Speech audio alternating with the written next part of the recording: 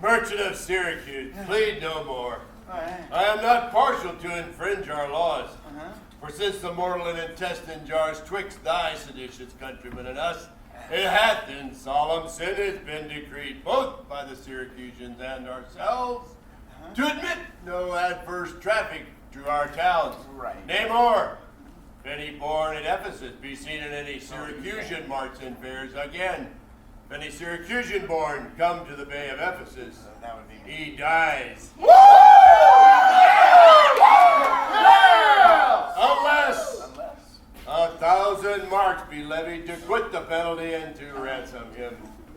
Thy substance, valued at the highest rate, cannot amount unto 100 marks. Therefore, by law, thou art condemned to die. This my comfort. When your words are done, my woes will end likewise with the evening sun. Well, Syracusan, say, in brief, why thou departest thy native town, and for what cause thou camest to Ephesus. A heavier burden could not have been imposed, but for me to speak my griefs unspeakable. Yet, that the world may witness that my end was wrought by nature and not by vile offense, I will utter what my sorrow gives me leave. You see, in Syracuse was...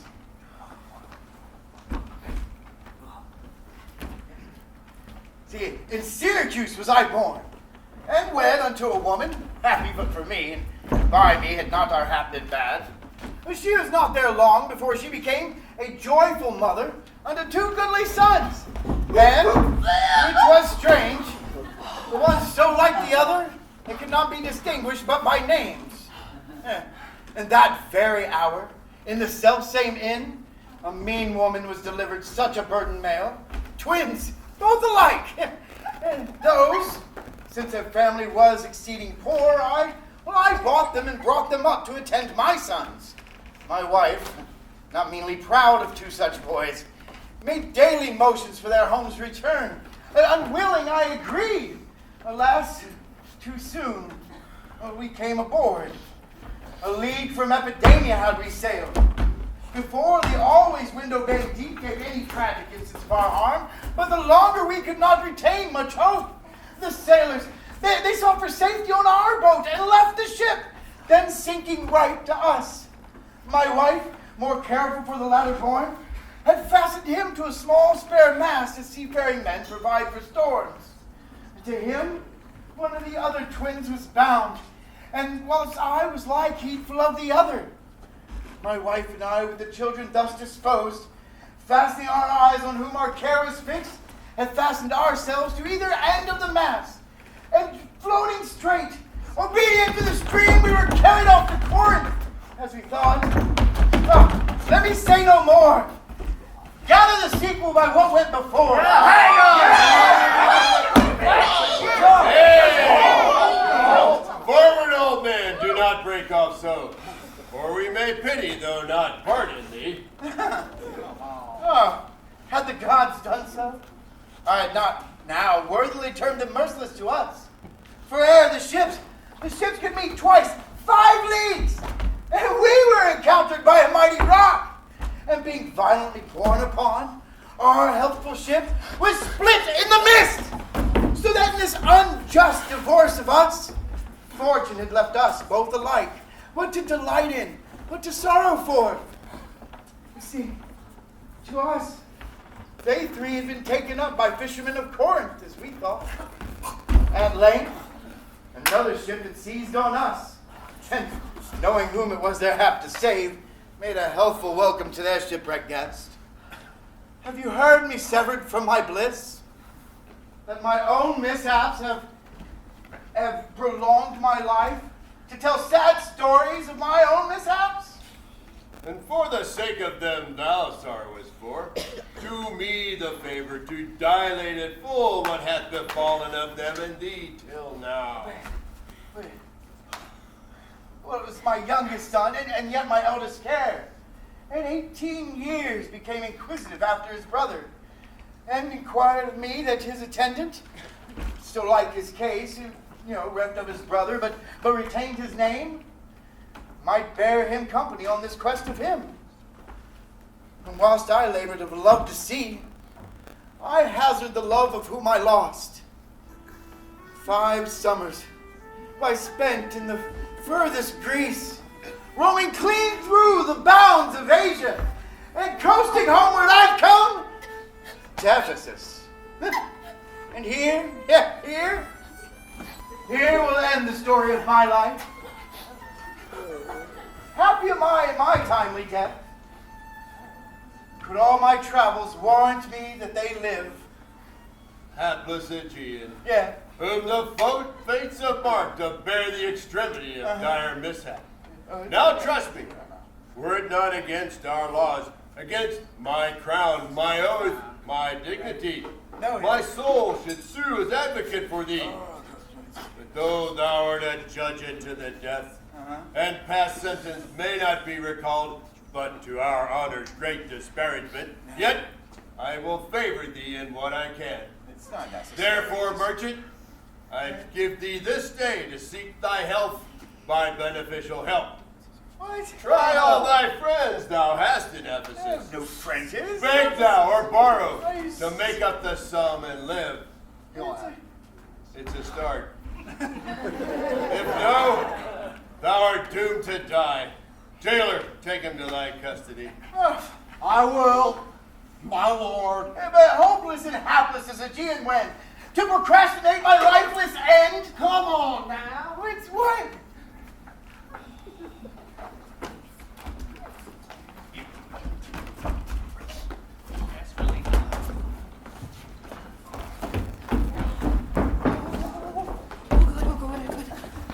You do or both? Okay.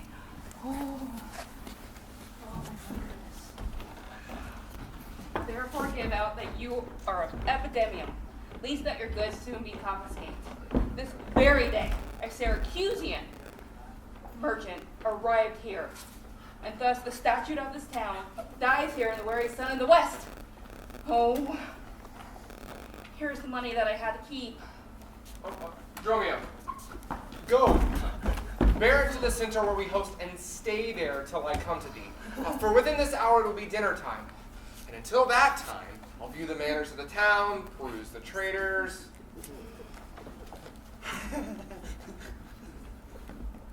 Many a man would Gaze upon the buildings and return and sleep within my inn. For with long travel I am stiff and weary. Get thee away. Many a man would take thee at the word and go, indeed, having so good a mean. A trusty villain missed that very oft when I am dull with care and melancholy, lightens my humor with his merry jests. What, will you walk with me about the town and then go to my inn and dine with me? I am invited, sir, to certain merchants of whom I hope to make much benefit. Merchants. Hey, please you, I'll meet with you upon the mart at 5 o'clock and stay with you till bedtime. My present business keeps me from you now. Farewell till then. I will lose myself and wander up and down to view the city. Sir, I commend you to your own content. She that commends me to mine own content commends me to the thing I can't get. I to the world am like a drop of water that in the ocean seeks another drop, who, falling there to find another fellow forth, unseen, inquisitive, confounds himself. So I, to find a mother and a brother, in quest of them, unhappy, lose myself.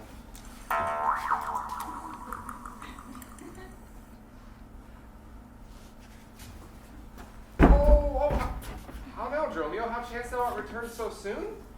Returned so soon, rather approached too late. What? Oh, the captain burns, the the spit. The clock, it struck 12, and the mistress made it 1 upon my cheek. She is so hot, and she is hot because the meat is cold. Oh, and the meat is cold because you come not home. You come not home having broke your fast.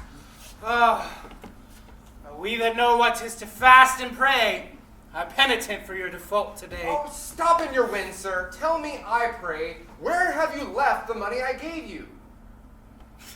Oh, 6 pence I had last Wednesday to pay the saddler for the Mr. Scrupper.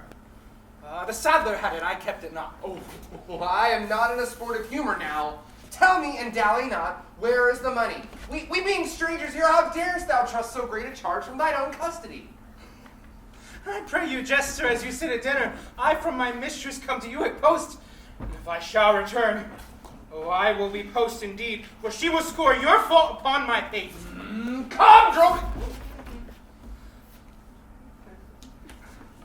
Come, Dromio, come, these jests are out of season. Reserve them for a merrier hour than this. Where is the 1,000 marks I gave in your charge? Why, sir, you gave me no gold.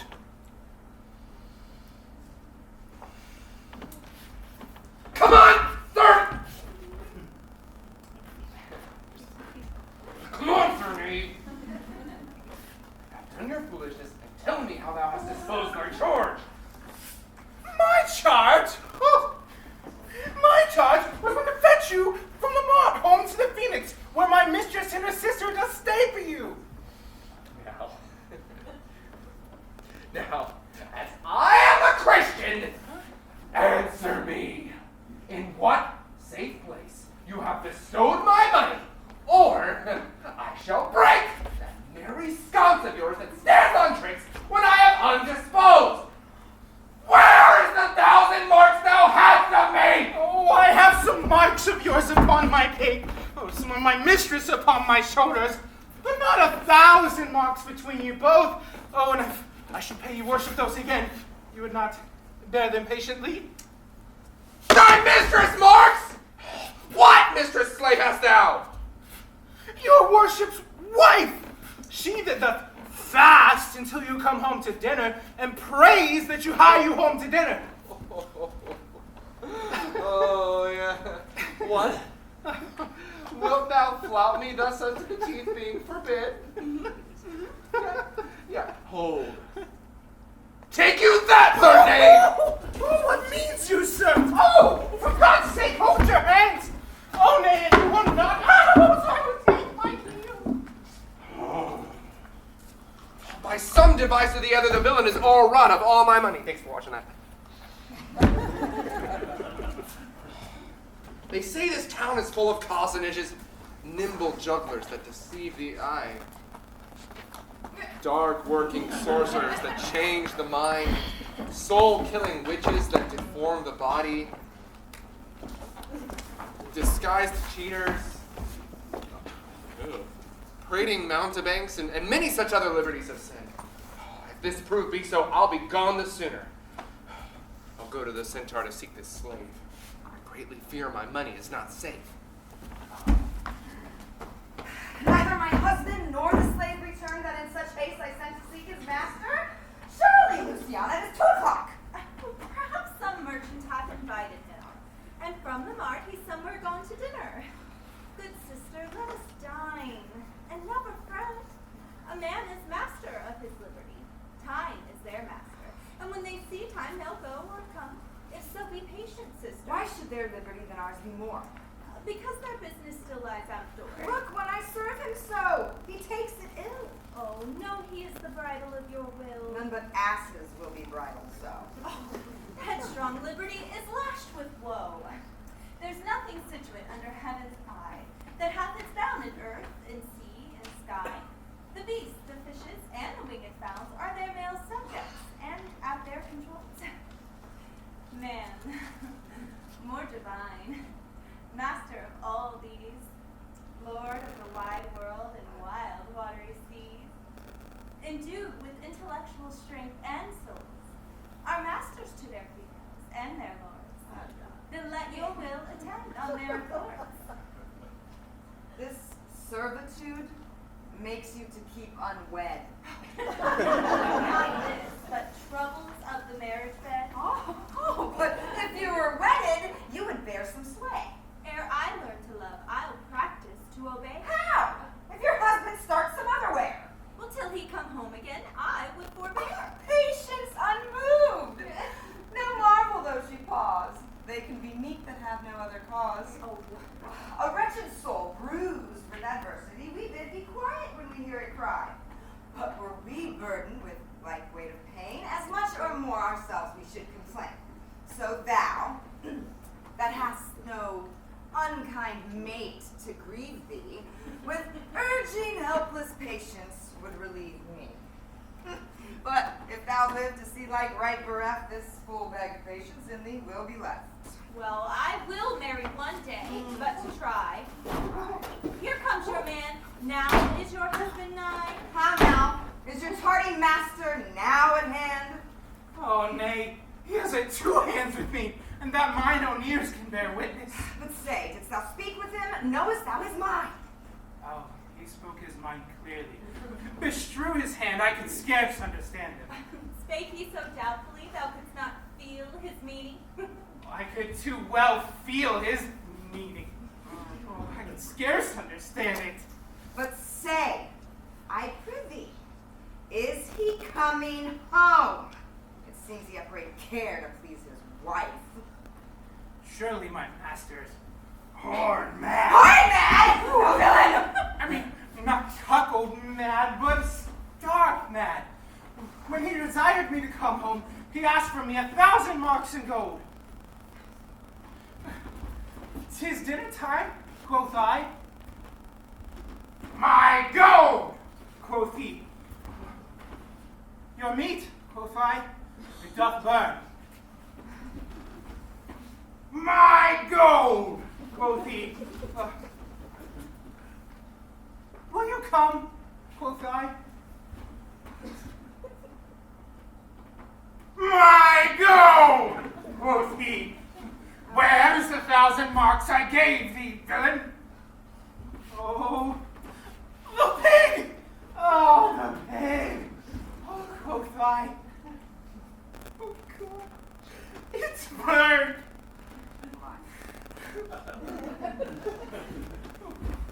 My gold, quoth he.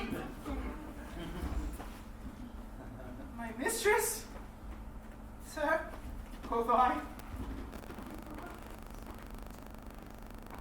My gold! Hang up thy mistress. Huh? I know not thy mistress. Out upon thy mistress. Who? Oh, quoth my master. I know no house, quoth he, no wife, no mistress. So at that rent due unto my tongue, I thank him, their home upon my shoulders. For in conclusion, he did beat me there. Go back, slave, and bring thy master home. Go back and be new beaten home? Oh, for God's sake, send some other messenger. Back, slave, or I'll break thy paint across. Oh, and he will bless that cross with new beating. Oh, between you both, I shall have a holy Hands free, peasant! Bring my master home immediately! Am I so round with you? It's like a football you spurn me thus. You spurn me here, and he will spurn me hither. Oh, if I last in this, you must case me in leather.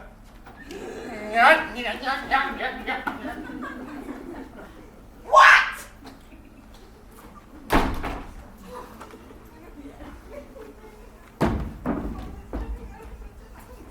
My, how impatience lowers in your face.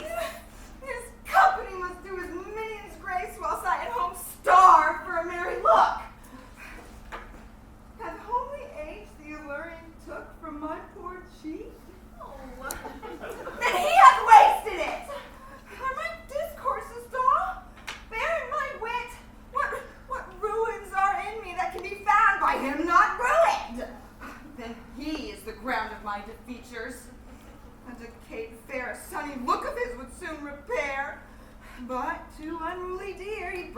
pail and feeds from home poor. I am but as stale. By self-harming jealousy. Beat it hence. Unfeeling fools with such wrongs do dispense. I know his eye doth homage otherwhere. Or else, what less it but he would be here. Sister, you know he promised me a chain. With that alone a love he would detain to keep fair corner with his bed. Well, since my beauty cannot please his eye, I'll weep what's left away and weeping die. How many fond fools serve that jealousy? Oh, God!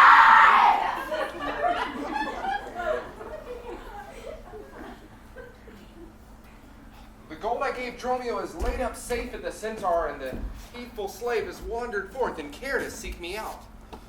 By computation and my host report, I could not speak with Dromio since at last we left the water. Oh, see where he comes.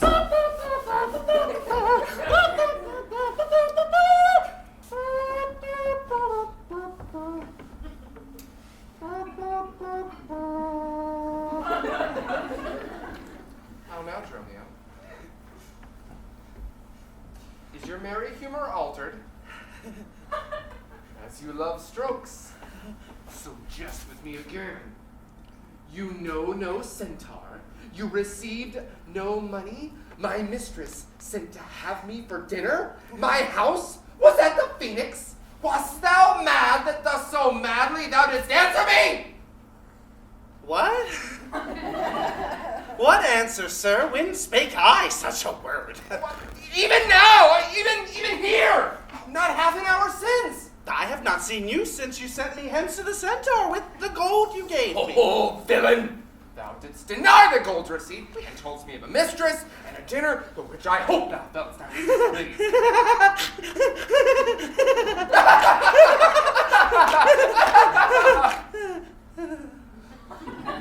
Why, master, 'tis good to see you in this merry vein. I pray, what means this jest, master? Tell me. Oh. Wilt thou jeer and flout me to my face? Yeah? Thinkest thou I jest? There. Take you that! Ow! For God's sake, sir! Now your jest is earnest. By what bargain did you give it to me? Because I do familiarly sometimes chat with you and use you for my fool, your sauciness will make a jest upon my love and make a common of my serious hours. If you will jest with me, know my aspect and fashion your demeanor to my face. Else, I shall break that merry sconce of yours that stands on tricks when I am undisposed. Oh, sconce, call you it? You would leave battering, and you use these blows long. I shall get a sconce and ensconce it too, else I should seek my wit on my shoulders. But I pray, sir, why am I beaten? Must thou not know? No, sir, but that I am beaten. Oh, that's... Shall I tell you why? Oh, aye, sir, and wherefore, for they say every why has a wherefore. Why, first, for flouting me. And then, wherefore? For urging it the second time to me! Ah! Was that the famous speed down season? What in the why and the wherefore? There's neither rhyme nor reason. Well, sir, I thank you. Well, sir, learn to jest in good time, for there is a time for all things. I durst to deny that since you were so choleric. By what rule, sir? By Mary, sir, by the rule as the plain bald head of Father Time's paint. All right, let's hear it. There's no time for a man to recover his hair that thus grows bald by nature. Well, may he not do so by finding recovery? I? To pay the fine for the periwig and recover the lost hair of another man? Well, I mean, that was okay. Why is time such a niggard of hair, being as it is so plentiful and excellent? Because it is a blessing he bestows upon beasts. And what he has scanted men in hair, he hath given them in wit. Oh, why, but there's many a man more hair than wit. None a man of which that has the wit to lose his hair. Thou didst conclude hairy men plain dealers with no wit. The plainer dealer the sooner lost, but he loseth it in a kind of jollity. For what reason? Ooh, two, and sound ones too. Nay, not sound, I pray thee. The sure ones then. Nay, not sure, in a thing falsing. Certain ones then. The one that he would save the money he spends in tiring, and the two that at supper they shall not fall in his porridge. Well, thou wouldst have all this time concluded that there is no time for all things. Aye, sir, and no time for a man to recover his hair that thus grows bald by nature. But your reason was not substantial that there's no time for recovery. And thus I mended. For Father Time himself is bald, and therefore will have bald followers. Oh, I knew 'twould be a bald conclusion. Bald conclusion. Bald jokes. You're bald. Yeah. Aye! Oh, but soft who offs us yonder. Antipholus! Oh. Antipholus! Look strange and frown? Some other mistress hath thy sweet aspects. I am not Adriana, nor thy wife.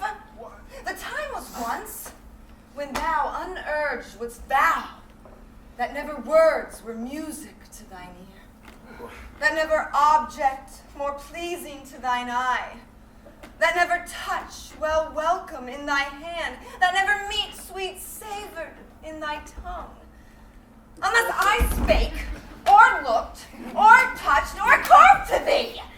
How comes it now, husband? Oh, how comes it now that thou art estranged from thyself? Thyself, I call it being strange to me, that undividable, incorporate, and better than thy dear self, better part. Do not tear thyself away from me. For know, my love, as easy mayest thou fall a drop of water in the breaking gulf, and take unmingled thence that drop again without addition or diminishing, as take from me myself and not me too. How dearly would it touch thee to the quick if thou shouldst hear I were licentious, and that this body consecrate to thee by ruffian lust should be contaminate. Wouldst thou not spit at me and spurn me and hurl the name of husband in my face, and from my false eyebrow rip the tear of skin, and from this false wedding ring cut it off and break it with deep divorcing valve? I know thou canst, and therefore see thou do it! I am possessed with an adulterate plot. My blood is mingled with the crime of lust. For if we two be one, and you play false, I do digest the poison of thy flesh, being strumpeted by thy contagion. Therefore, true league, stay true to thy own true bed. I live disdained, oh thou undishonored!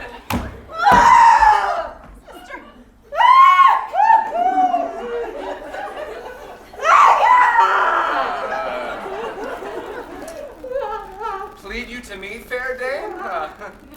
I know you not. Oh, Jesus! In emphasis, I am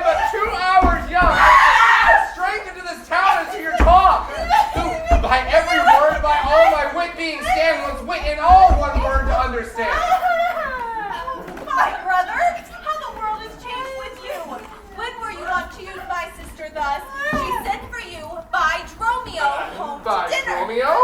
By me? By thee! And thou didst return from him. He did buffet thee, and in his blows denied my house for his, me for his wife. 1 second. Did you converse with this gentlewoman?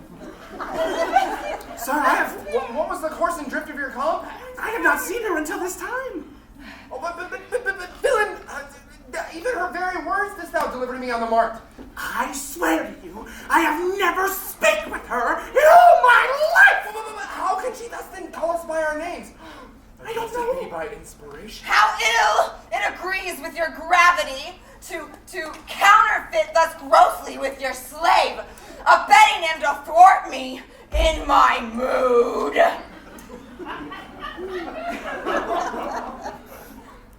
One more second. She speaks to me. She moves me to her theme. What? Was I married to her in my dream? Oh, or dream I now and think I hear all this? What error drives our eyes and ears amiss? Until I know the sure uncertainty, I'll entertain the upper fallacy. Dromio, go bid the servants spread for dinner. Oh, by my deeds! Whoa! Cross me for a sinner! This is the fairyland. Oh, spite of spites, we talk with goblins. Goblins? Owls. And sprites! This will ensue. If we obey them not, they'll suck our breath and pinch us black and blue! Dromio, why pratest thou to thyself and answerest not? Thou drummer, thy snake, slug, sot. Master, I am transformed, am I not? I think thou art in mind. And so am I. Nay, both in body and in mind. Thou hast thine own form. No, I am an ape. True. If thou art changed to aught, 'tis to an ass. Oh, 'tis true. She rides me, and I long for grass. Grass. Grass.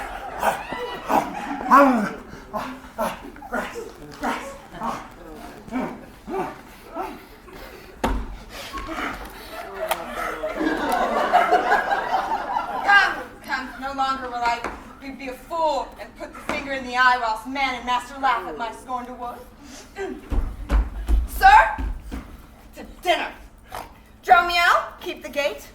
Husband, I will dine with you today and strive you of 1,000 idle pranks.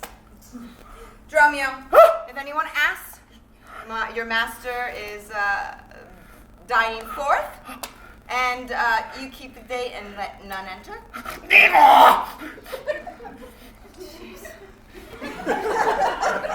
Come, sister. Dromio, play the porter well. Am I in earth, in heaven, or in hell? Sleeping or waking, mad or well advised, known unto these others and to myself disguised. I'll say as they say and persever so, and in this mist at all adventures go. Master, shall I play porter at the gate? Aye, and let none enter lest I break your gate. Come, Antipholus. We dine too late.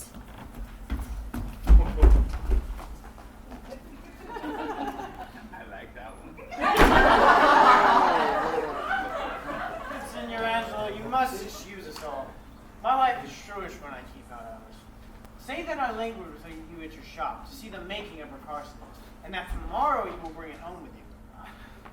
But here's a villain that would face me down. I met him on the mart, and that I beat him, and charged him with 1,000 marks of gold, and that I did deny my wife the house. Thou drunkard, thou! What dost thou mean by this? Oh, say what you will. I know what I know. The skin were parchment, and the blows you gave were ink. Your own handwriting would tell you what I think. I think thou art an ass. Marry, so it doth appear, by the wrongs that I suffer and the blows that I bear, I should kick being kicked, and it And if that pass, you should beware my heels and beware an axe. Your side, Senor Balthazar. Pray God our cheer may answer my goodwill and your good welcome here. I hold your dainties cheap, sir, and your welcome, dear. Ah, Senor Balthazar, either at flesh or fish, a table full of welcome makes scarce one dainty dish. Good meat, sir, is common, that every churl affords. And welcome more common, for that's nothing but words. All cheer and great welcome makes a merry feast. Aye, to a niggardly host and more sparing guests. But though my case be mean, take them in good part. Better cheer may you have, but not with better heart. Wait.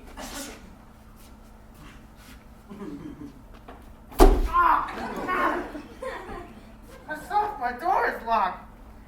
Go bid them let us in. Maud, Bridget, Marion, Cicely, Jillian, Jen, Mome, Malthorse, Capon, Coxcomb, Idiot, Patch. Either get thee from the door or sit down at the hatch. What dost thou conjure for wenches that calls for such store? When one is one too many, get thee from the door. What Patch is made our porter at this time? My master stays in the street. Have him go from whence he came, else he catches cold feet. Who talks within there? Oh, open the door. Aye, sir. You tell me why, and I'll tell you wherefore. Wherefore? For my dinner. I've not dined today. Nor today still. Come again when you may. What art thou that keepest me from out the house I own? Oh, well, I am the porter for this day and time, sir, and my name is Dromio. Oh, thou villain! Thou hast stolen both mine office and my name. Oh, one ne'er got me credit, and the other mickle blame. Oh, thou hast been Dromio today in my place. Thou would have changed thy name for a face, and thy face for an axe. What a call is there, Dromio? Who are those at the gate? Loose. Let my master in. Faith, no, he comes too late, and so tell your master. Oh, I must laugh. Oh, have at you with a proverb. Shall I set in my staff? Ooh.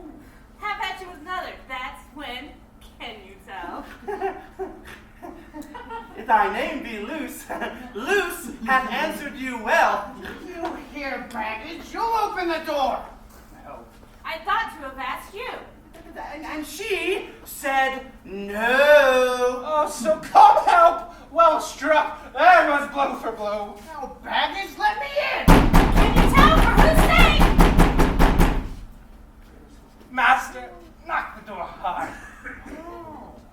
Let him back! Tilling! Who is it at the door that keeps all this noise? By my troth, mistress, your town is troubled by unruly boys. Is that you, wife? You might have come before. Right, Sir Knave? Yes?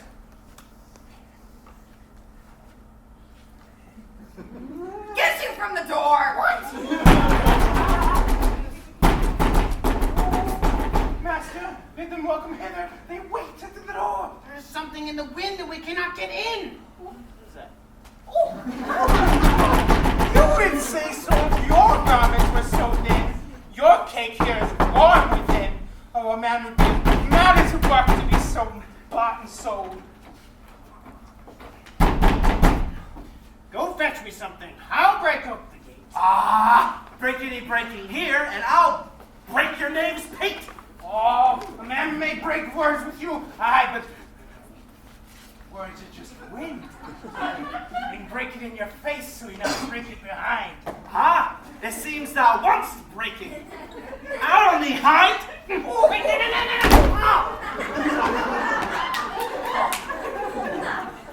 There's too much out upon thee. I pray. Let me in. Oh, when fowls have no feathers and fish have no fins. Well, I'll break in. Go borrow me a crow. know, for fish without a fin, there's a fowl without a feather. But sirrah, for crow help us in, we'll pull like a crow together. Come here. Go get thee guard. And fetch me an iron crow!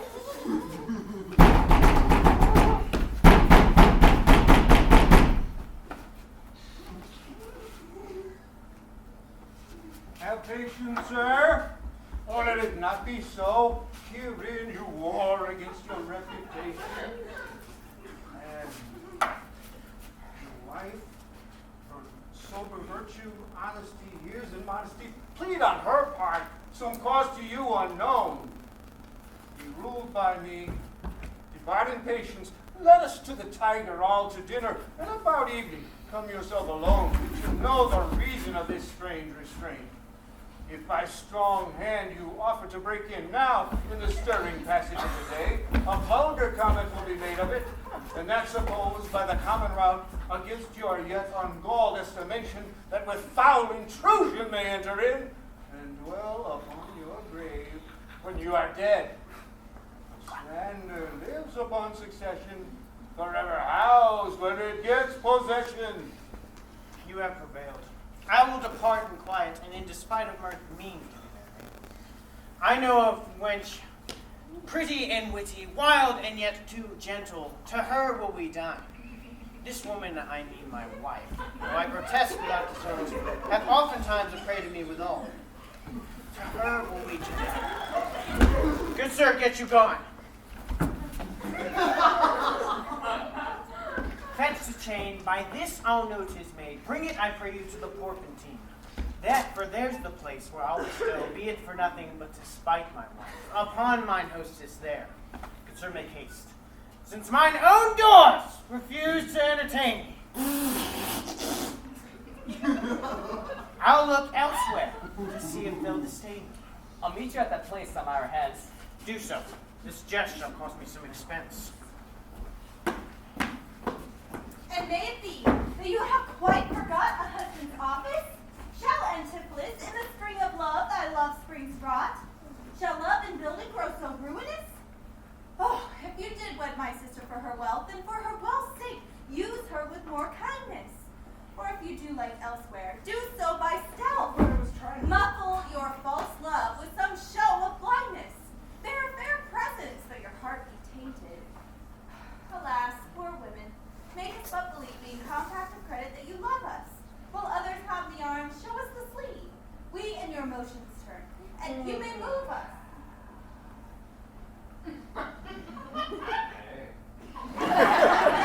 Gentle brother, get you in again. Comfort my sister, cheer her, call her wife. 'Tis holy sport to be a little vain when the sweet breath of flattery conquers strife. Sweet mistress, which your name is else I know not, nor by what wonder you do hit at mine. But blessed in your knowledge and your grace, you show our earth's wonder, more than earth, divine. Teach me, dear creature, to think and to speak. God, will you create me new? Transform me then, and to your power I'll yield. Oh, but that I am living well, I know.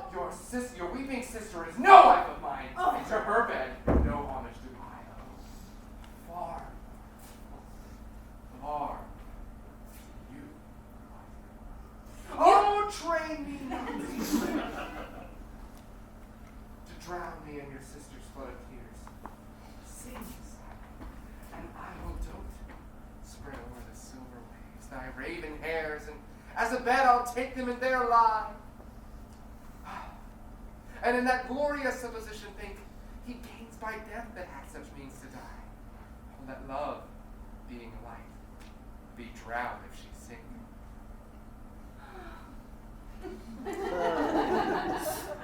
Oh, yeah.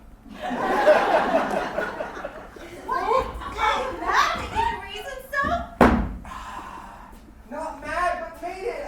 How? I don't know. It is a fault that springeth from your eye. From gazing on your beam. There's some being by. Gaze where you should, and that will clear your sight. Why call you me love? Call my sister so. Oh,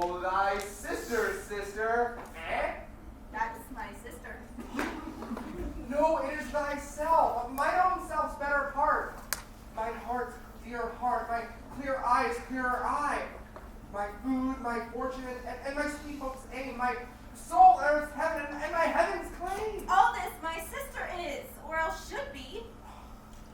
Call thyself, sister sweet, for I am thee. Thee do I love, and with thee will I live my life. Thou hast no husband yet, and I no wife. Give me your hand. Oh, soft, sir. Hold you still. I'll fetch my sister to get her goodwill.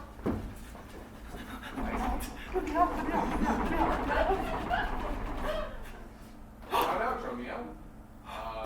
Where runs thou so fast? Am I Dromio? Am I your man? Am I myself? Thou art Dromio. Thou art thy man. Thou art thyself. No! I am an ass! I am a woman's man, and I am besides myself. What woman's man? And how besides thyself? Mary, sir, besides myself, for I am due to a woman, one that claims me, one that haunts me, one that will have me. What claim lays she to thee? Oh, Mary, sir, the same claim as you would have unto your horse. But she would have me as a beast. That is not me as a beast she would have me, but that she, being such a beastly creature, would lay hands upon me.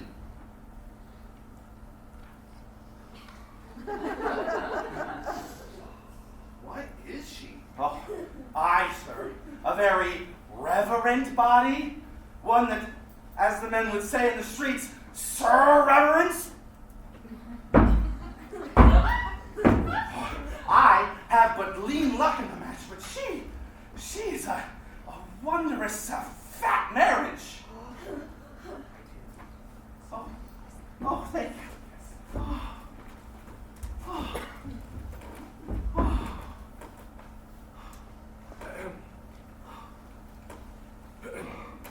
How dost thou mean a fat marriage? Mary, sir, she's the kitchen wench, and all grease. For I know not what to put her in, but to make a lamp of her and run from her own light. What complexion is she? Oh, swart, like my shoe, but nothing in it so clean. For why? Why? She sweats, huh? One may go over shoes in the grime of it. Yeah, but that is if hot water will make. No, 'tis in vain, sir. Noah's flood could not do it.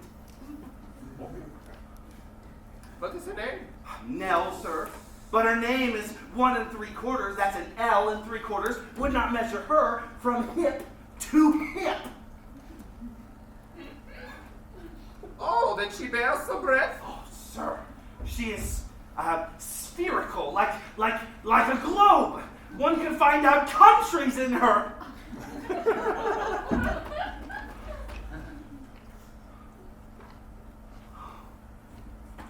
In what part of her body stands Ireland? Oh, Mary, sir, in her buttocks. I found it out in the bogs. Where's Scotland? Arr, in her barrenness, the hard palm of her right hand. Arr. Where France? In her forehead, and riveted, making war against her air.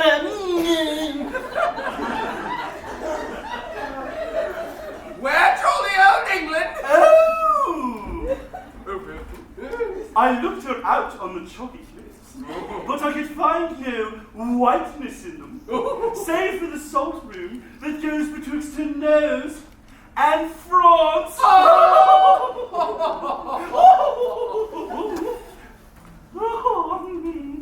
Where is Spania? Oh,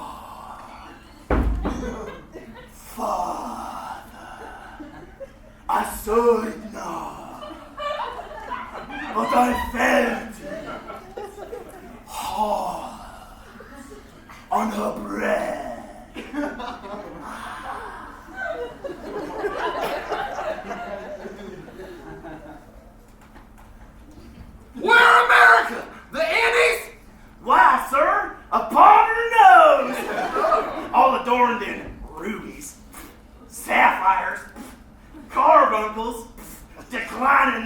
rich aspects to the hot breath of Spain, who sends whole armados to be balanced at her nose.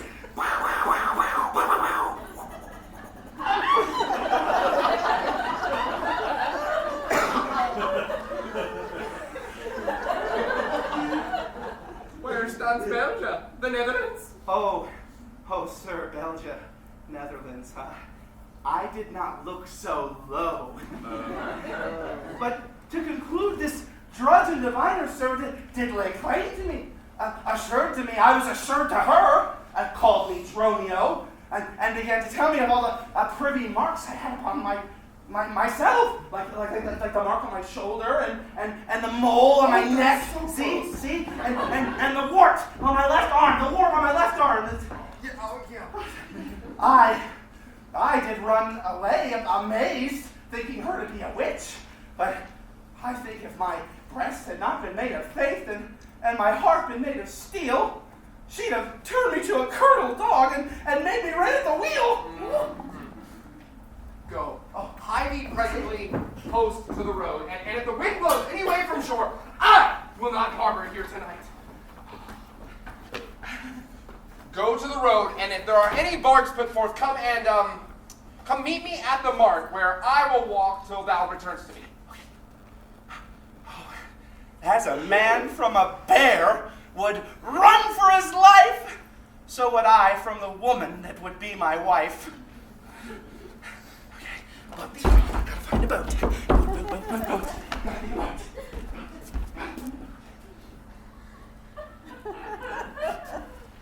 There's none but witches here. Therefore, 'tis high time I were hence. She that doth call me husband, even my soul doth for a wife abhor. Oh, but her fair sister, the good smack, possessed with such sovereign grace, of such enchanting presence, and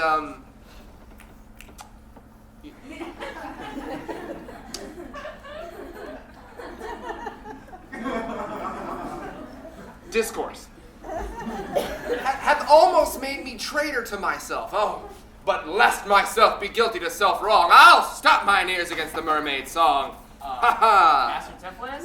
Master Tipolis? Master Tipolis? Master Tipolis? Are they gone? Master Tipolis? Master Tipolis! Aye, that's my name. I know it well, sir. Lo, What'd she do? here's the chain. I thought to obtain you at the porpentine. The chain not finished maybe stayed thus long. What is your will I shall do with this? What? Please yourself, sir. I made it for you. Made it for me? I bespoke it not. Not once, not twice, but 20 times you have. Go home with it, and please your wife withal, and soon as supper time I'll come visit you, and then receive my money for the chain. Wait, I pray you, receive the money now, for fear you ne'er see chain nor money more. Okay, alright. You are a merry man, sir. Fare you well. My God, he's fabulous.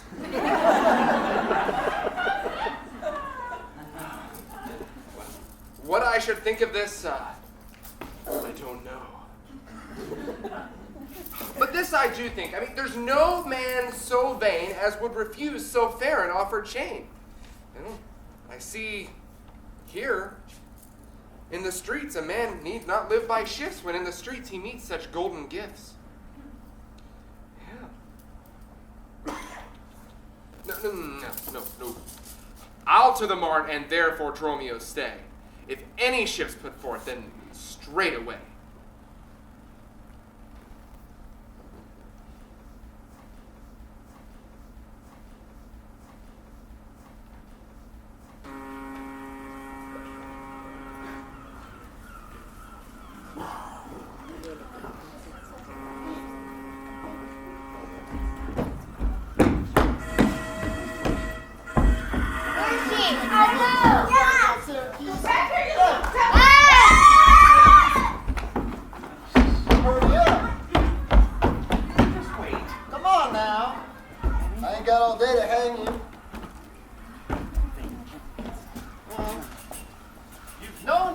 Pentecost, the sum is due. And since I had not much importuned you, nor now had I not, that I am bound to Persia and want guilders for my voyage. Therefore, make present satisfaction, yeah? Or I will attach you by this officer! Even just the sum I do owe to you is growing to be by Tiflis. And in the instant that I met with you, he handed me a chain. At 5 o'clock, I shall receive my money for the same. Please that you walk with me down to his house. I will discharge my bond, and thank you too. That labor may you say. See where he comes. While I go to the goldsmith's house, get you going and fetch a rope's end. That will I bestow upon my wife and her confederates for locking me out my doors by day. But soft, I see the goldsmith. Get you going. Buy a rope and bring it home to me. I buy 1,000 mark a year. I buy a rope. A man is well helped up that trusts in you. I promised you presents in the chain, but neither chain nor goldsmith came to me. Be like you thought our love would last too long if we were chained together, and therefore came not. Save me your merry humor. Here's a note. How much did your chain weigh to the utmost carat, the finest of the gold, in chargeable fashion, which doth amount to 3 odd ducats more than I stand indebted to the gentleman here. I pray you see him presently discharged, for he is bound to sea, and stays but for it. I am not furnished with the present money. Besides, I have business in town. Good sir, take this gentleman with you to my house, and with you take the chain, and bid my wife to disperse with the sum on the receipt thereof. Perchance I will be there as soon as you. Then you'll bring the chain to her yourself? No, bear it with you, lest I come not time enough. Well, sir, I will. Have you the chain about you? And if I have not, sir, I hope you have, or else you may return without your money. Nay, come, I pray you, sir, give me the chain. Both win and tie stays for this gentleman, and I, too plain, have held him here too long. Good Lord, you use this dalliance to excuse your breach of promise to the porpentine. I should have chid you before for not bringing it, but like a shrew, you first began to brawl. The hour still's on, sir. I pray you to stop. You hear how he pretudes me? Ah! Jay! I go to my wife and fetch your money. Come, you know I give it you even now. Here, send the chain, or send me by some token. Fine, now you run this humor out of breath. Come, let me see the chain. I pray you let me see it. My business cannot brook this dalliance. Good sir, say where you'll answer me or no. If not, I will leave him to the officer! I answer you? For what should I answer you? The money that you owe me for the chain. I owe you none till I receive the chain. You know I gave it you half an hour since. You gave me none. You wronged me much to say so. You want me more, sir? He denied it! Consider how it stands above my credit. Well then, officer, arrest him at my suit. Yes, that one. I do in charge you in the Duke's name to obey me. This touches me reputation. Your consent to pay this sum for me, or I attach you, but this officer. I do in charge you in the Duke's name to obey me. Consent to pay thee that I never had. I don't give a damn who it is. I'm arresting somebody to... Ooh, here is thy fee. Arrest some officer. I will not spare my brother in this case if he shows going so apparently. That's all it takes. Yeah. I'm welcome, Marvel. I do arrest you, sir. You hear the suit. I do obey thee. Until I give thee bail. But sirrah, you shall pay for this sport as dearly as all the metal in your shop shall answer for. Sir, I shall have law in Ephesus. To notorious shame, I doubt it not.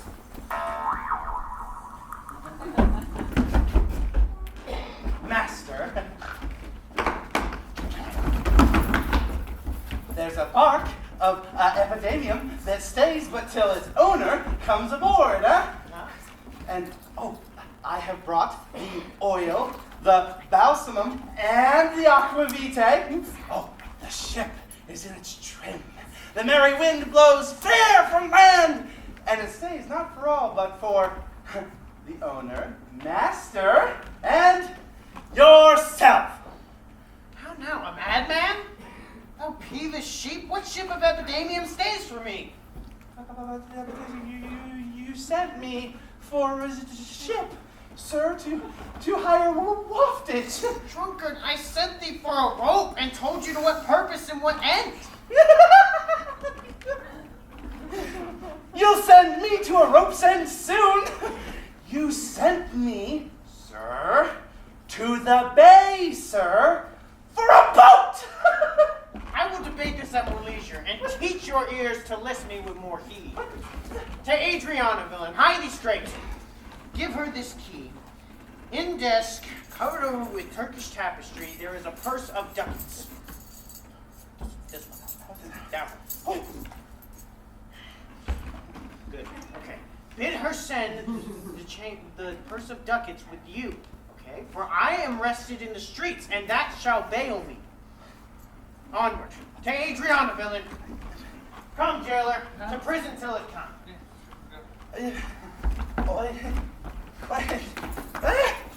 To Adriana? But that is where we dined. Oh, and where Dow Sable did claim me to be her husband. Oh, she is too big. I hope for me to compass. Thither must I go, though against my will. Servants must their masters' minds fulfill. Luciana, did he tempt thee so? Mightest thou perceive austerely in his eye that he did plead in earnest? Did he look pale, or red, or sad or merrily? What observation makest thou in this case of his heart's meteors tilting in his face? First he denied you had in him no right. He meant he did me none, the more my spite. Then he swore he was a stranger here. True he swore, yet forsworn he were. Then pleaded I for you. What said he?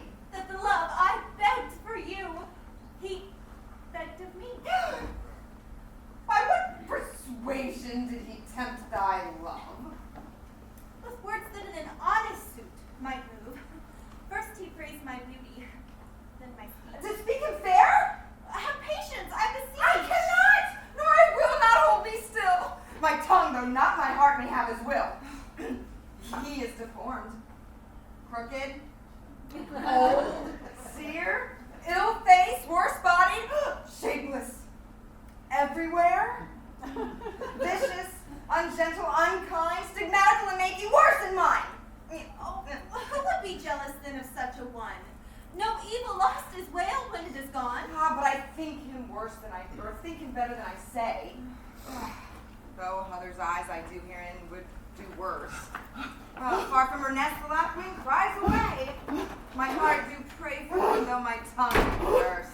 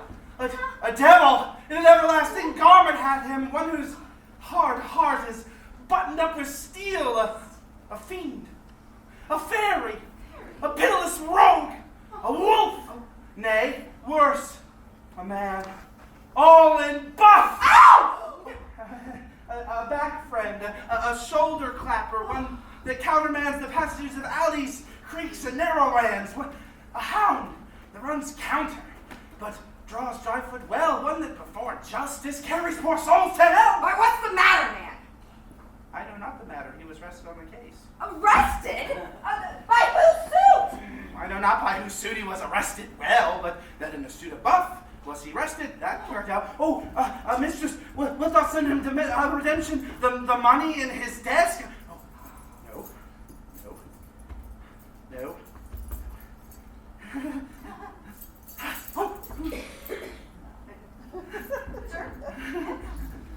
Go, fetch it, sister. This I wonder at, that unknown to me he should be in debt.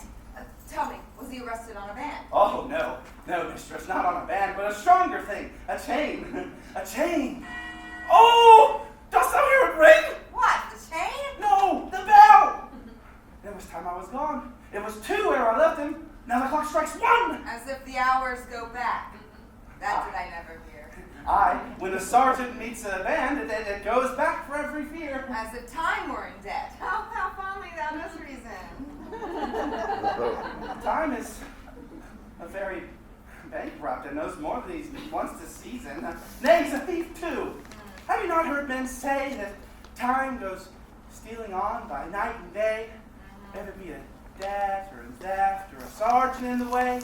Oh, hath man not a reason to turn back an hour of the day? Oh, Go, Romeo. Here's the money. oh no. Bear thy master home immediately. Come, sister. I am pressed with conceit. Conceit my comfort and my injury. Oh, sister.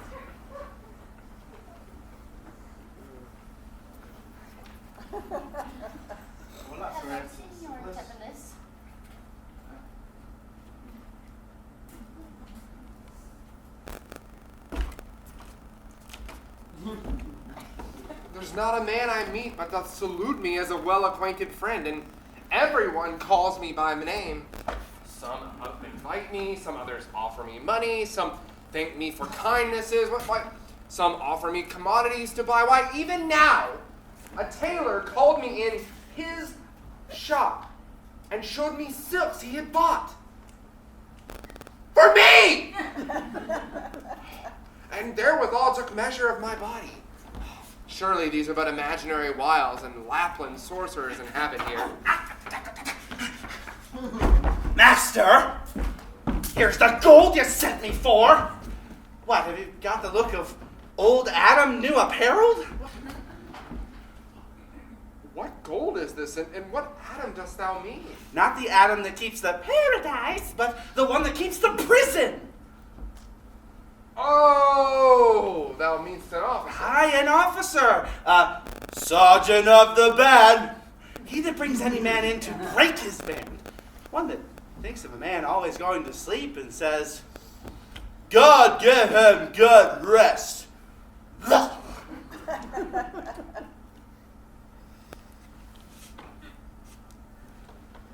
Well, sir, there rest in your foolery. Tell me, are there any ships put forth? May we be gone? You ships! No, you can go!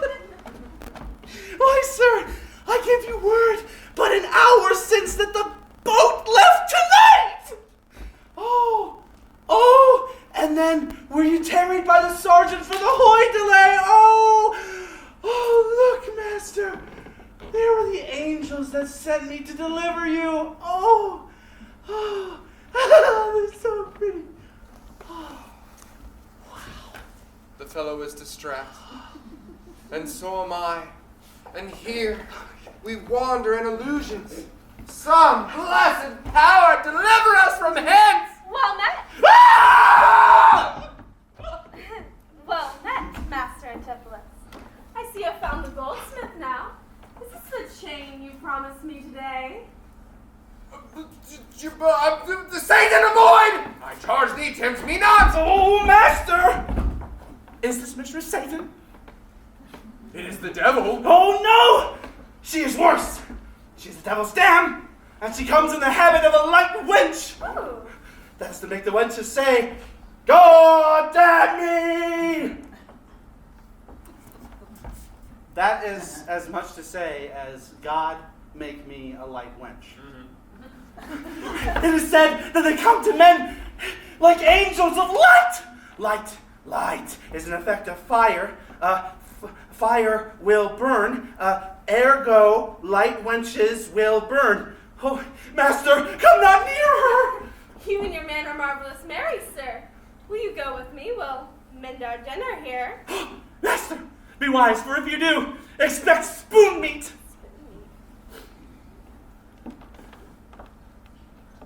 Or bespeech a long spoon. Why, Romeo? Thou must have a long spoon to eat with the devil! Oh, then. Avoid then, fiend. What tell'st thou me of supping, huh? Thou art, as you are all, a sorceress. I charge thee, tempt me, and be gone! Give me the ring of mine you had at dinner. Okay. Or from my diamond the chain you promised. Then I'll be gone, sir. Not trouble you. Oh, some devils ask for the paring of one's nails, a flood, a prick, a hair, a rush, a nut, a cherry stone. But she being most covetous, would have a chain I pray you be wise, for if you give it her, she will shake her devil's chain and fright us with it. I pray you, sir, the ring, or else the chain. I hope you don't mean to cheat me so. Above thou witch! Come, Dromio, let us go. I'm out of here. Fly, bride, says the peacock mistress, and you know. Oh, master, wait for me! No! Hurry, Dromio! Now, out of doubt, Antipholus is mad, else would he never so demean himself. A ring he hath of mine worth 40 ducats, and for the same he promised me a chain. Both one and other he denies me now. The other reason I gather he is mad, other than this present instance of his rage, is a mad tale he told today at dinner, of his own doors being shut against his entrance. But like his wife, acquainted with his fits, shut the doors on purpose against his way. My way is now hie home to his house, and tell his wife that, being lunatic, he came into my house and took perforce my ring away. This course I fittest choose, for 40 ducats is too much to lose. Hear me not, man. I will not break away. Please offer me. I'll give thee, ere I'll leave thee, so much money. I don't know. So much money to warrant thee as I am rested for. But soft, here comes my man. With money, I think. How now, sir? Have you what I sent thee for? Oh, here's that I warrant will pay them all. Where's the money? Oh, well, I gave the money for the rope. 500 ducats, villain, for a rope? I'll serve you 500 at that rate. To what end did I bid thee hie thee home? To a rope's end, and to that end I am returned. And to that end, I will welcome you. Oh! Aha! Good now. Be patient. Nay, is for me to be patient. I am an adversity. Good now, hold thy tongue. Now, horse unsenseless villain! Why would I were senseless, that I would not feel your blows? Thou art sensible of nothing but blows, and so is an ass! Oh. I am an ass indeed. No. We know. What?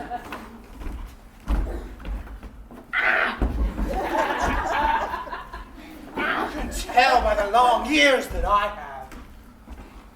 I have served this man from the hour of my nativity, and have nothing to show at his service but blows. I am waked with it when I sleep, raised with it when I sit. When I'm cold, oh, he heats me with beating. Do it because I love you.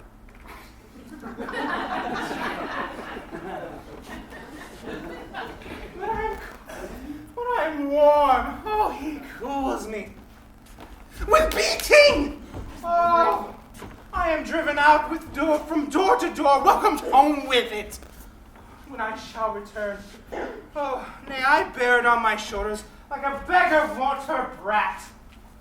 And when I think, when he hath lamed me, I shall beg with it from door to door. Come, go along. My wife is coming yonder. Oh, mistress! Oh, respite venom, or respect thine end, or as the parrot. Wow, the rope sing. Wilt thou still talk? What say you? Is not your husband mad? His incivility confirms no less. Good Dr. Pinch, you are a conjurer. Establish him in his true self again, and I will please you with what you will demand. Oh, last! How fiery and how sharp he looks! Mark how he trembles in his ecstasy. Give me your hand. Let me feel your pulse. Here's my hand. Let me meet your ear. I charge thee, Satan, house within this man, to yield possession to my holy prayer, and to thy state of darkness, hie thee straight. I conjured thee by all the saints in heaven. Peace, Stoning Wizard, peace. I'm not mad. Oh, that thou wert not, poor distressed soul. Minion, you. Are these your customers? Did this man with the saffron face revel and feast at my house whilst upon me the door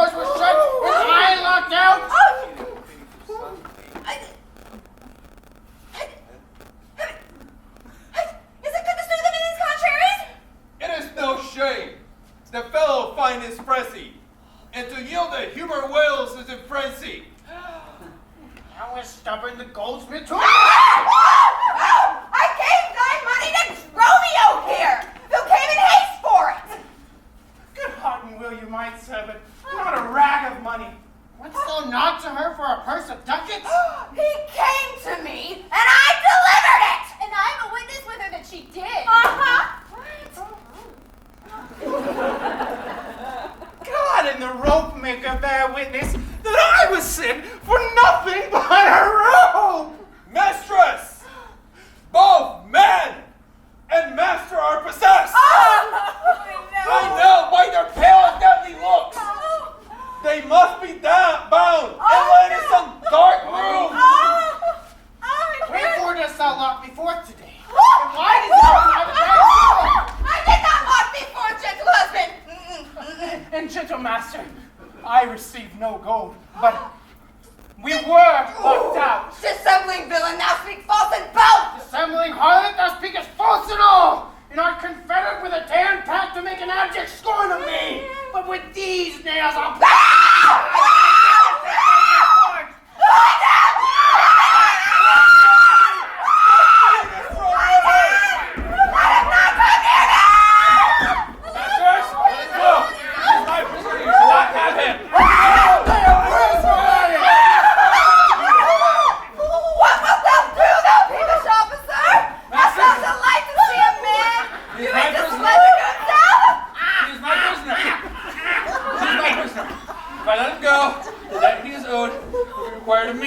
I will discharge thee ere I go from thee. Bear me to his creditor, and as the debt grows, I will pay it. Good, Master Pinch, bear him home, safe to my house. Oh, and happy day! Master, I am answered in bond for you. Oh, hither!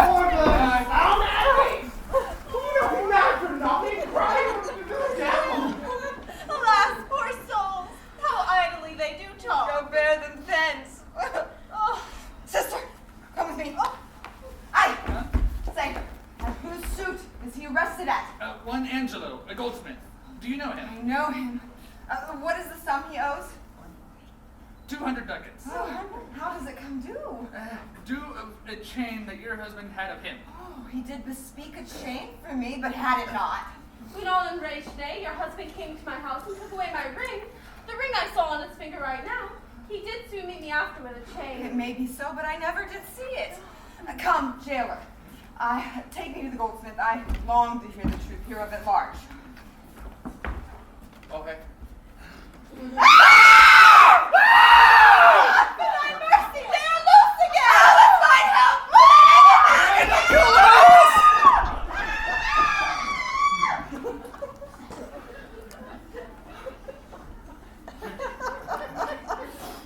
I see these witches are afraid of us. Oh, she that would be your wife now ran from you. Ran from you. Oh, I long that we were safe and sound aboard. Go, fetch our stuff. Bring it there. Oh, master, Faith, may we stay here tonight? You see, they speak us fair.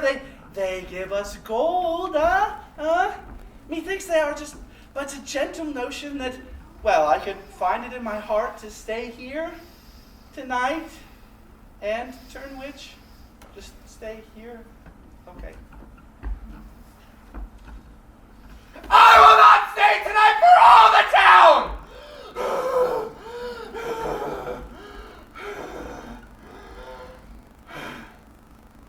Therefore, away. Fetch our stuff from thence. I'm a good boy. I'm sorry, sir, that I have to hit your stuff. I protest he had the chain of me, though most as honestly he doth deny it. How is a man esteemed here in the city? Oh, a very reverend reputation, sir. Of credit infinite, highly beloved. Second to none that lives in the city. His word might bear my wealth at any time. Oh, speak softly. Yonder, as I think he walks. 'Tis so, and that sub-chain about his neck, which he forsworn most monstrosity at. Good sir, draw near to me. I'll speak to him. Sir Tiflis! Sir Tiflis!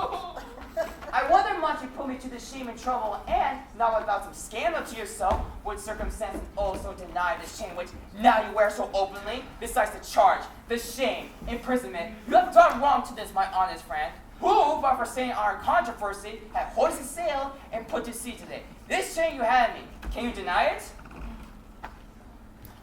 I think I had. I never did deny it. Yes, that you did, sir, and forswore it too! This guy.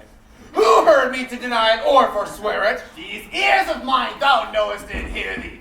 Fie on thee, you artless, common-kissing measle! 'Tis pity that thou livest to stand, where any honest man resorts! 1 second.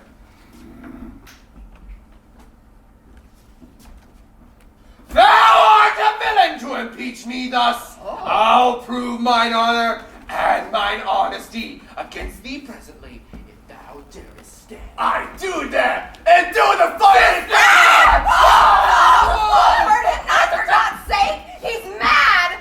Go! Get between them and bear Dromio too, and bear them to my Run,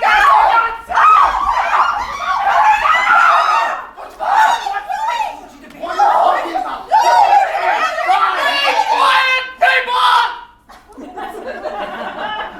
Wherefore throng you hither? To fetch my poor distracted husband hence. Will thou please let us in so that we may bind him quickly so we can take him home for his recovery? I knew he was not his perfect wit. I'm sorry to draw upon him. How long hath possession held the man? So this week he hath been sad and weary and gravely disappointing. But yet this afternoon I ne'er seen any passion of his extremity of rage. Hath he not lost much wealth by rack of sea? Buried some dear friend? Hath not held his eye straight affection and unlawful love? A sin prevailing much in youthful men. Who gives their eyes the liberty of gazing? Which of these subjects is he sorrow to? None of these, except it be the last, namely, a love that drew him off from home. For that you should have reprehended him. I did! Aye, but not rough enough. As rough as my modesty would let me. Happily in private. And in assemblies, too. Aye, but not enough. It was the concept of our company. In bed, he slept, not for my urging it. At board, he fed, not for my urging it. Alone, it was the subject of my theme. In company, I often did glance it, but I did say he was vile and bad. Thereof came it that the man was mad. The venom clamors of a jealous woman. Poison's more deadly than a mad dog's tooth. It seems his sleeps were hindered by thy railing. Thereof came it that his head is light. Thou sayest his meats were sauced with thy upbraidings. Unquiet meals make ill digestions. Thou sayest his sports were hindered by thy brawls. Sweet recreation bar, what doth ensue but moody and dull melancholy? Kinsman to the grim and comfortless despair, and at your heels a huge infectious troop of pale distemperatures and foes to life, in food and sport, and life-preserving rest, to be disturbed would man or man or beast. The consequences, then, thy jealous fits hath scarred thy husband from use of his wits. She never reprimanded him, but mildly, when he demeaned himself rough, rude, and wildly. Why bear you these rebukes and answer us not? She does betray me in my reproof. Come! Everyone, go in and lay hold on him! No! Not the creature enters my house! Then let your servants bring him forth! Neither. He took this place for sanctuary, and it shall privilege him from your hands, till I have brought him to his wits again, or lose my labor in assaying it. I will attend my husband, be his nurse, diet his sickness, for it is my office, and no one will have the attorney but me. So therefore, bring my husband home now. Be patient. I will not let him stir till I have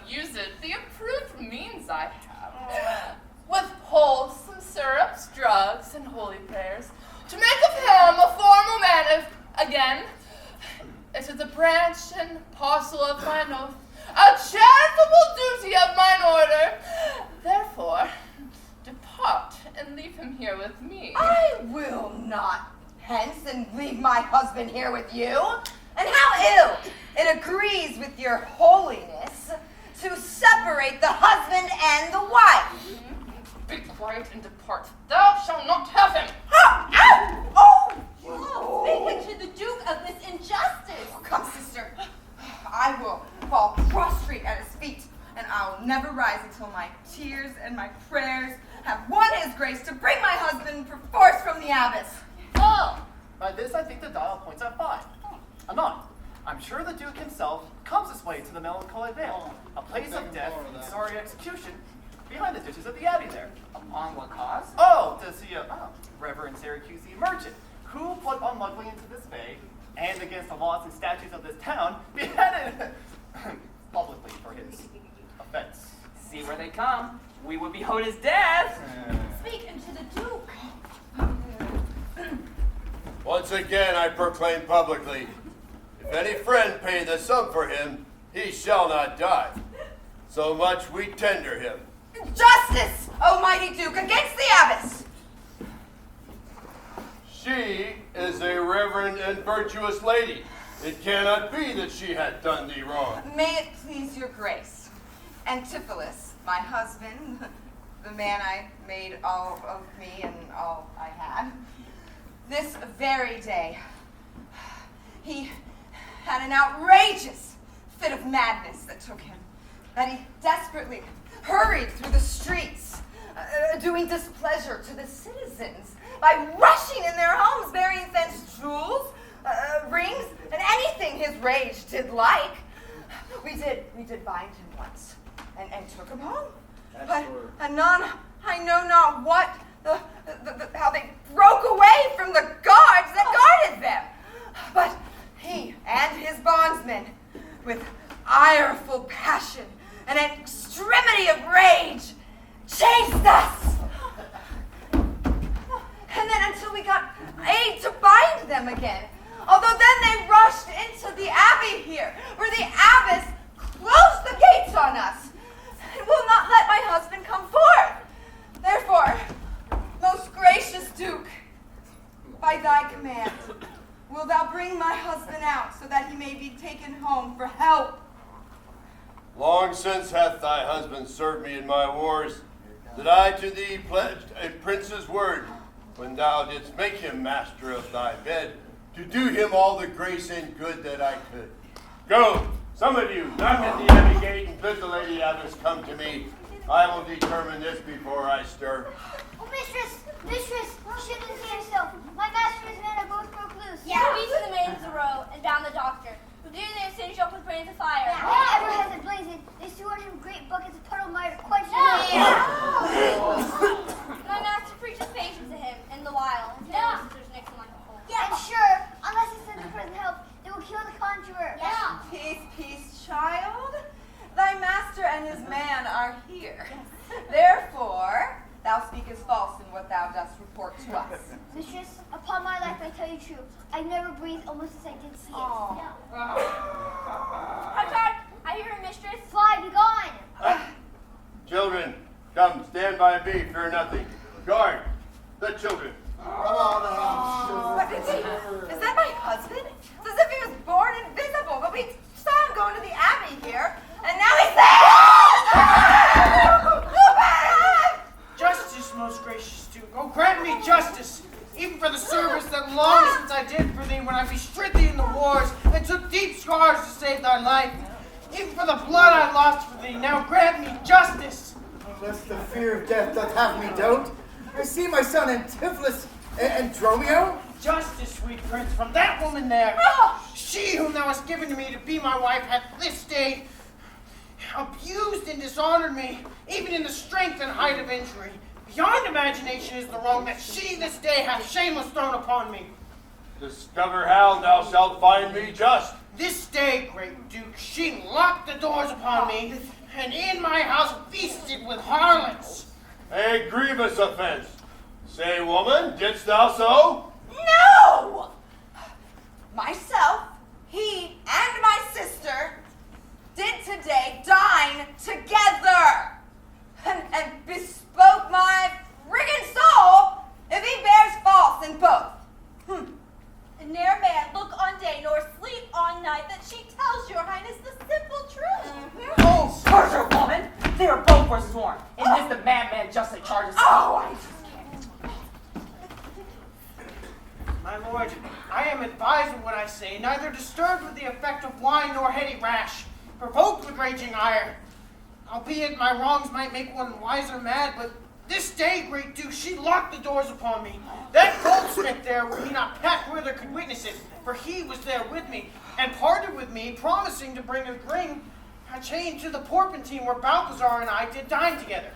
Our dinner done, and he not coming thither, I went to search for him, and met him on the street.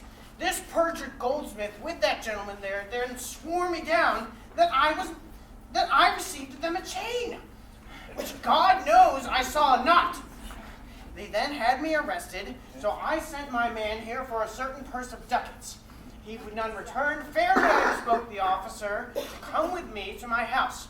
By the way, we met my wife, her sister, and a rabble of more vile confederates, and one pinch, who took upon himself to be a conjurer, and with no face as for outfacing me, cries out, I was mad!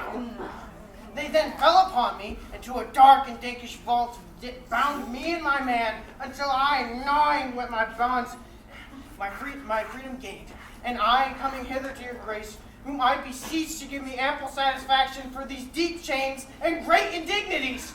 My lord, in truth, does bear witness with him that he died not at home, but was locked out. But had he such a chain of thee, or no? He had, my lord, and when he ran in here, these people saw the chain about his neck. Whoa. Besides, I'll be sworn by these ears of mine, heard you confess that you had the chain of him. And after you first were sworn on the mark, I therefore did draw upon you. And you fled into the abbey there, from whence I think you were come by miracle. I never came within these abbey walls, nor didst thou ever draw thyself upon me. I never saw the chain, so help me heaven, which you speak is false, you burden me with all. Why, what an intricate impeach is this. You say he dined at home. The goldsmith here denies that saying. Sirrah, what say you?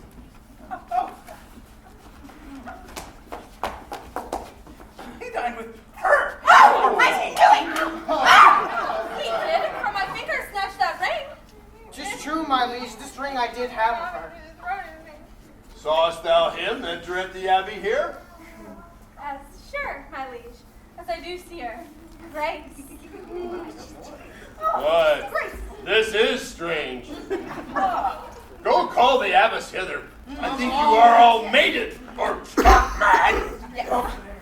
Most mighty Duke, vouchsafe me speak a word, I happily see a friend who may save my life and pay the sum that will deliver me. Speak freely, Syracusian, what thou wilt. Is not your name, sir, called Antipholus? Is this not your bondman, Dromio? I, sir, within this hour was his bondman, but he, I thank him, gnawed into my cords, and now I am Dromio and his man unbound.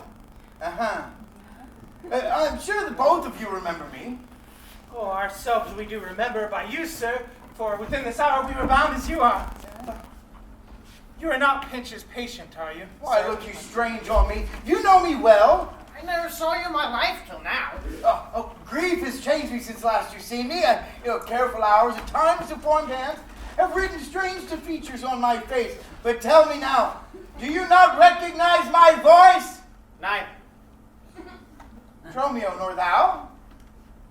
No, trust me, sir. No. I am sure thou dost. And I am sure I do not. For whatsoever a man denies, you are bound to believe him. Not know my voice. Time's extremity. Hast also scraped and scratched my tongue that even he does understand the words. Antipholus, tell me thou art my son. I never saw my father in my life. But in Syracuse, 7 years, boy. Thou knowest to acknowledge me in my misery. The Duke and all who know me in the city can witness that this is not so. I never saw Syracuse in my life. I tell thee, Syracusian, 20 years have I been patron to Antipholus, during which time he ne'er saw Syracuse. I think thy age and danger make thee dote.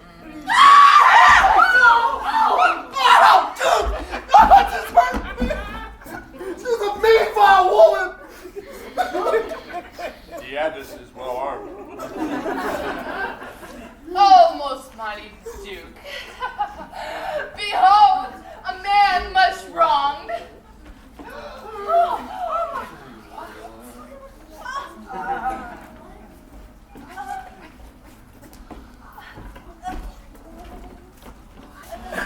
My God, you're gorgeous! No, you are!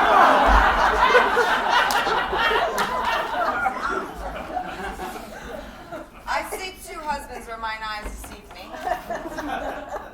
One of these men is genius to the other. And so of these, which is the natural man and which is the spirit? Who deciphers them? I, Sir Andromio, send him away. I, Sir Andromio, pray, let me stay. Gian, art thou not? Or else his ghost? Oh, my old master! Who hath bound him here? Whoever bound him, I shall loose his bonds and gain a husband by his liberties. Oh, speak, Aegean, if thou beest the man that hast a wife once called Amelia, that bore thee at birth and two fair sons. Oh, if thou beest the same Aegean, speak, and speak unto the same Amelia. If I dream not, thou art Amelia. And if thou art her, tell me where is that son that was on that fatal raft? By men of Epidamium, he and I and the twin Dromio all were taken up. But by rude fishermen of Corinth by force took them from me. What became of them, I cannot tell. I to this fortune that you see me in. Why, here begins his morning story right. These two Antipholuses, these two so-like, and these two Dromios, of one semblance. Beside the urging of her racket, see, these are the parents to these children, whom accidentally are met. Antipholus, comest thou from Corinth first? Oh, no, sir, not I. I came from Syracuse. Oh. Stay. Stand apart. I know not which is which. My liege, I came from Corinth, and I with him, brought to this town by the great Duke Menaphon, thine most renowned uncle. Which one of you did dine with me today? Oh, I, gentle mistress. And are not you my husband? I say nay to that. Well, as do I. Yet did she call me such. And this fair gentlewoman, her sister here, did call me brother. What I told you before, I hope I shall have leisure to make good on, if this be not a dream we see and hear. Oh, yes. That is the chain, sir, which you had in me.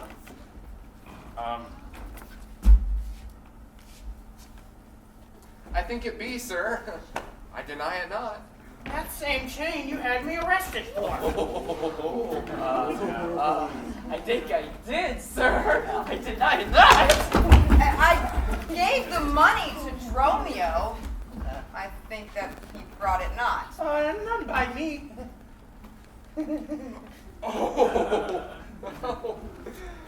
This purse of ducats I received from you? And Dromio, my man, did bring them me. Oh. I see we still did meet each other's man, and I was ta'en for him, and he for me, and thereupon these, errors arose! Oh, that's why you called it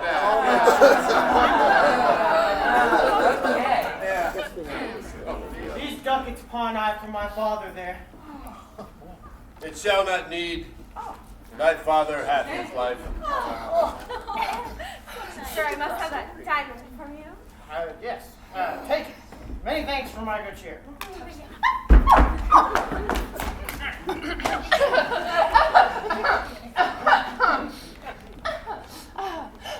Renowned Duke, vouchsafe to take the pains to go with us in the abbey here, and hear at large discourse all our fortunes, and all that are assembled in this place that by this sympathized one day's error has suffered wrong.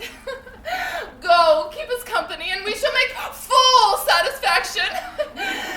33 years have I begun in travail of you, my sons, until this present hour, my heavy burden never delivered. The Duke, my husband, and my children both, and you the calendars of their nativity. Go to Augustus' feast. Go with me after so long grief. Such nativity! With all my heart, I'll gossip at this feast.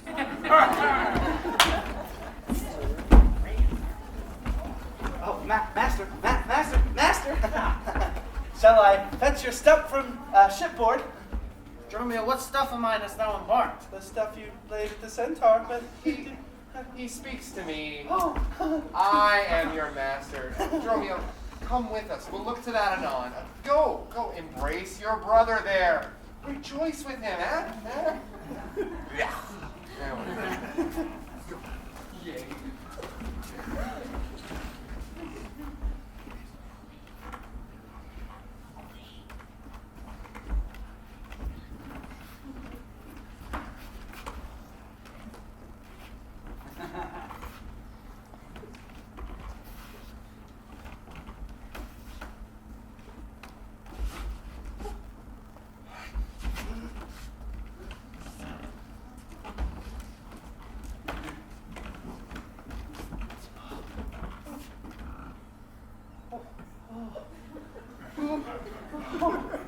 Methinks you are my glass. I'm not my brother. And I can tell by your face that I am sweet-faced Jude. Shall we go in and see their gossiping? Oh, nay, you lead. You are the senior.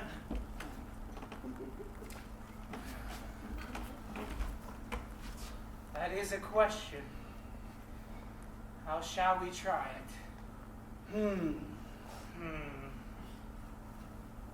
Oh, I know. We'll draw cuts for the senior. Nay, then thus we came into the world as brother and brother, so let us go hand in hand, not one before the other.